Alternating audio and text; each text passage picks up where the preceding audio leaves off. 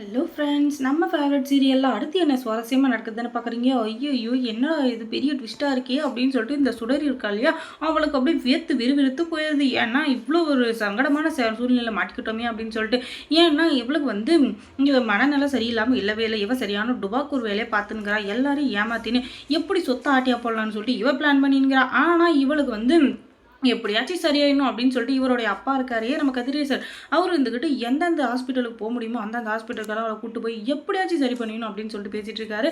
அதை வந்து விஜய்க்கு தெரியாமல், ஏன்னா விஜய்க்கு தெரிஞ்சால் திட்டுவார். ஏன்னா விஜய் வந்து இப்போதைக்கு அவங்க பொண்ணு அவர்கிட்ட ஒப்படைச்சிட்டோமே தவிர அதுக்காக அவளுக்கு என்ன ஆனாலும் சரி அப்படின்னு சொல்லிட்டு இல்லை.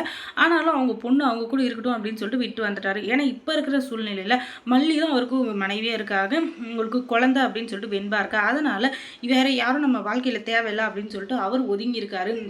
இப்படிப்பட்ட சூழ்நிலையில் அவர் இருந்துக்கிட்டு கண்டிப்பாக இப்போதைக்கு ரேணுகாவை ஏற்றுக்க மாட்டார் அப்படின்னு சொல்லிட்டு எல்லாருக்குமே தெரியும், கதிரேசனுக்கும் தெரியும். ஆனாலும் தான் பொண்ணு வந்து நல்லா வாழணும் அப்படின்றதுக்காக எப்படியாச்சும் என் பொண்ணு வந்து நான் சரி பண்ணணும், அதுக்கப்புறம் விஜய் கூட சேர்த்து வைக்கணும் அப்படின்னு சொல்லிட்டு அவங்க அப்பா வந்து முடிவு பண்ணியிருக்காரு. ஆனால் அதையும் யார்கிட்டையும் சொல்லலை. ஆனால் சின்னதாக ஒரு அரசல் புரசலாக ஒரு சில இதெல்லாம் நடக்கும் இல்லையா, அந்த மாதிரி மல்லிகிட்ட சொல்கிறாரு எப்படியாச்சும் அவளை காப்பாற்றணும் அப்படின்னு சொல்லிட்டு.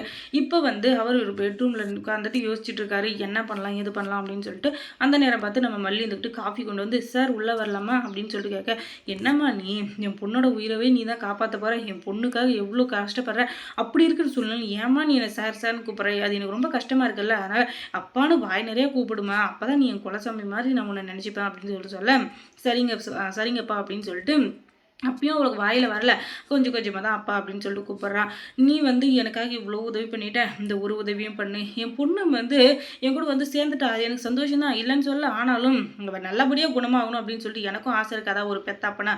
அதனால் இதை பற்றி நம்ம ஏற்கனவே பேசினது தான். நம்ம நாளைக்கு ஹாஸ்பிட்டலுக்கு போக போகிறோம், ரேணுகாவை நீ தான் கூப்பிட்டு வரணும், விஜய் வந்து சொன்னால் ஏற்றுக்க மாட்டார், அதனால் மாப்பிள்ளைக்கு தெரியாமல் கூப்பிட்டு போகலாமா அப்படின்னு சொல்லிட்டு இவர் சொல்ல, என்னங்க சொல்கிறீங்க, எனக்கு இன்னுமே புரியலனதும், என் பொண்ணோட உயிரே உங்கள் கையில் தான் இருக்குது, தயவு செஞ்சு காப்பாற்றுமா அப்படின்னு சொல்லிட்டு நம்ம விஜய் மல்லிக்கிட்ட கதிரேசன் வந்து கேட்டுட்ருக்காரு. உடனே அவர் இருந்துக்கிட்டு, சரிங்க நானும் இதுக்கு ஒத்துக்கிறேன், உங்கள் பொண்ணு உங்கள் கூட நல்லபடியாக இருக்கணும் அப்படின்னு சொல்லிட்டு நீங்கள் நினைக்கிறது தப்பு இல்லை, அதனால் நானும் உங்களுக்கு ஒத்துழைக்கிறேன் அப்படின்னு சொல்லிட்டு மறுநாள் வந்து ஹாஸ்பிட்டல் கூப்பிட்டு போகிறாங்க. அங்கே போய் என்ன பேசிகிட்டு இருக்காங்கன்னா, இப்போ வந்து மல்லி கூட நம்பி வந்துட்டா இந்த சுடர். ஏன்னா மல்லி மேலே ரொம்பவே இது நம்பிக்கை இருக்குது இந்த ரேணுகாவுக்கு, அதனால் அவன் வந்து நம்பி வந்துடுறா. அதுக்கப்புறமா அங்கே நடக்கிற எல்லாமே அவளுக்கு விசித்திரமாக இருக்குது. இவன் என்னடா சரியான கேக் மாதிரியா இருக்கான், எப்போ பார்த்தாலும் என் பொண்ணுக்கு சரியானுன்றான். அதுவும் இல்லாமல் இங்கே இருக்கிற வேறு பெரிய ஸ்பெஷலிஸ்ட்டு இப்போ வந்திருக்க டாக்டர்னு சொல்கிறான். நம்ம டுபா கொள்றது கண்டுபிடிச்சிட்டு என்ன பண்ணுறது அப்படின்னு சொல்லிட்டு அவளுக்கு சரியான யோசனை. ஆனாலும் ஒரு பக்கம் பக்கு பக்குன்னு இருக்குது. ஏன்னா இவளை வந்து எப்படி நம்ம இதுலேருந்து தப்பிக்க போகிறோம் அப்படின்னு சொல்லிட்டு அவளுக்கும் ஒரு எண்ணம் இருக்கும் இல்லையா, அதனால் எப்படின்னு சொல்லிட்டு அவள் யோசிச்சுன்னு இருக்கா. அவளுக்கு யோசனையே வரல. அதுக்கப்புறம் டாக்டர்கிட்ட கூப்பிட்டு போகிறாங்க. அங்கே போனதுக்கப்புறம் அங்கே ஏற்கனவே விஜய் இருக்கார். ஏன்னா ரேணுகாவுக்கு அப்பாயின்மெண்ட் வாங்கிறதுக்காக அங்கே விஜய் வந்திருக்காரு. அவர்கிட்ட வசமாக மாட்டிக்கிறாங்க. அதுக்கப்புறமா டாக்டர்ஸ் இருந்துக்கிட்டு, என்ன இது இவங்க உங்கள் ஒய்ஃபா அப்படின்னு சொல்லிட்டு கேட்க, ஆமாங்க சார், இவங்களுக்காக தான் நான் பேச வந்தனதும், நீங்களும் உங்கள் ஃபேமிலியும் இதே நோக்கத்துக்காக தான் வந்திருக்கீங்க, ஆனால் ஒருத்தர் மேலே ஒருத்தர் தெரியாமல் வந்திருக்கீங்க, ரொம்ப இதுவாக இருக்கீங்க பார்த்தீங்களா. இந்த மாதிரி ஃபேமிலியை தான் எல்லாரும் எதிர்பார்க்குறாங்க. ஏன்னா ஒருத்தர் நல்லா இருக்கணும்னு சொல்லிட்டு எல்லாருமே பாடுபடுறீங்க இல்லையா, ஆனால் ஒருத்தருக்கு ஒருத்தர் தெரியாமல் இது ரொம்ப பெரிய குவாலிட்டி தான் அப்படின்னு சொல்லிட்டு டாக்டரே பாராட்டுறாங்க. அதுக்கப்புறம் இவங்களை உள்ளே கூப்பிட்டு போங்க அப்படின்னு சொல்லிட்டு நர்ஸ் கிட்ட சொல்ல, நர்ஸ் எல்லாம் உள்ளே கூப்பிட்டு போய் அவங்கள ரெடி பண்ணுறாங்க. அங்கே இருந்துட்டு டாக்டர் எல்லா டெஸ்ட்டும் எடுக்கிறாரு. அதுக்கப்புறம் எல்லா டெஸ்ட்டுமே நெகட்டிவ்னு வருது. ஏன்னா இவளுக்கு வந்து எந்த இதுவுமே இல்லைல்ல.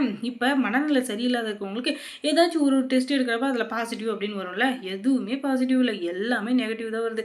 அதுக்கப்புறமா தான் இவங்களுக்கு நெகட்டிவ்ன்ற மாதிரி எல்லாமே பாசிட்டிவ்னு வருது. அவங்களுடைய ஐ இம்ப்ரெஷன் எல்லா இம்ப்ரெஷனுமே பாசிட்டிவ்னு வந்ததும் டாக்டருக்கு ஒரு பக்கம் குழப்பமாயிருது. அதுக்கப்புறமா எல்லா உண்மையும் விஜய் கிட்ட வந்து சொல்கிறாரு. இந்த ரேணுகா ஏற்கனவே கேட்குறா, எனக்கு ஏதாச்சும் பிரச்சனை இருக்கா இல்லை என்ன ஏதாச்சும் கண்டுபிடிச்சிங்களான்னு கேட்க, நான் வந்து உங்கள் ரிலேட்டிவ் கிட்ட பேசிக்கிறேன், உங்கள் அட்டெண்டர் கிட்ட நீங்கள் வெளியே போகலாம் அப்படின்னு சொன்னதும் அவர்கிட்ட எதுவுமே பேச முடியல. ஏன்னா அவன் நடிக்கிறா அப்படின்னு சொல்லி அவருக்கு நல்லாவே தெரிஞ்சிச்சு. அதுக்கப்புறமா விஜயை கூப்பிட்டு விஜய்கிட்ட எல்லா உண்மையும் சொல்லிடுறாரு அந்த டாக்டர். அதுக்கப்புறம் என்ன, மூஞ்சி எங்கே தூக்கின்னு போய் வச்சுக்கிறதுன்னு தெரியாமல் அப்படியே முழிச்சுன்னு இருக்கா இந்த ரேணுகா. டி பாவி, இப்படி இத்தனை நாளாக ஏமாதிரி உனக்கு வெக்கமா இல்லையாடி, டாக்டர் எல்லா ரிப்போர்ட்டும் கரெக்டாக சொல்லிட்டாரு, நீ எவ்வளோ பெரிய ப்ராடக்ட் எனக்கு தெரிஞ்சு போச்சு, இதுக்கு மேலே என்னை ஏமாத்த நினச்சேன், கொலை பண்ணிடும் அப்படின்னு சொல்லிட்டு மிரட்டி அவளை புலின்னு 4 வைக்கிறாரு. அதுக்கப்புறம் அதயத்திலே மயங்கி விழுந்துடுறா. அதுக்கப்புறம் மல்லி சீரியலில் என்ன சுவாரஸ்யமாக நடந்திருக்கும் நீங்கள் தெரிஞ்சுக்கணுன்னா நம்ம சேனலை சப்ஸ்கிரைப் பண்ணுங்கள். அதோட பக்கத்தில் இருக்க அந்த பெல் ஐக்கானை கொஞ்சம் கிளிக் பண்ணி விடுங்க. தொடர்ந்து இந்த சேனலுக்கு சப்போர்ட் கொடுங்க. Thanks for watching.